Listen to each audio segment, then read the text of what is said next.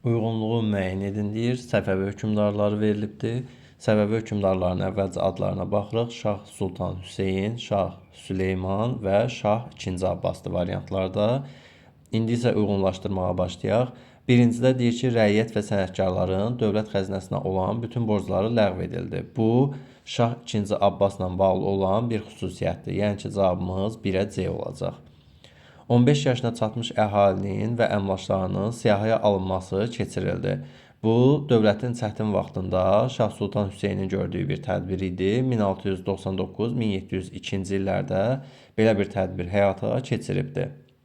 Ona görə 2-yə A olacaq.